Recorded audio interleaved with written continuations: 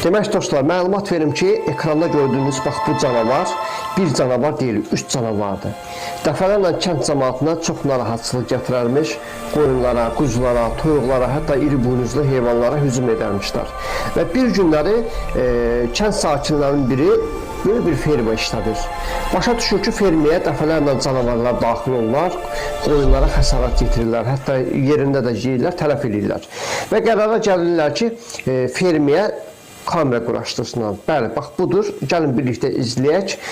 Canavar iri buynuzlu heyvanlara necə hücum edir və nə edirlər, onu birlikdə izləyək. 3 canavardılar. Bəli, gördüyünüz kimi bax kadrda canavar gündüz vaxtı gəlir, ərazini götürür. Amma heç nə dəymir. Çalışır ki, içəri keçsin. Baxın, gördüyünüz kimi içəri daxil olur. Və fikir verin, burada keçilər var, keçilərə dəymir, gündüz vaxtıdır.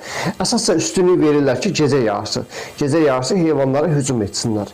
Və sonunda görəcəksiniz, havanın qaralmasını gözləyirlər, bir anlıq iri buynuzlu heyvanlara hücum edirlər. Bax, gördüyünüz kimi burada ekranda diqqətlə fikir verin. Birinci bir canavar gəlir. Fikir verin, özdə bu canavarlar hiylə işlədərlər. Əsasla seçərlər. Ən yaşlı heyvanlara hücum edərlər. Çünki yaşlı heyvanlar çox da hərəkət etməzlər, yəni qüvvətli olmaz, taqəti olmaz, onları tez ovlayarlar. Bir sözlə canavar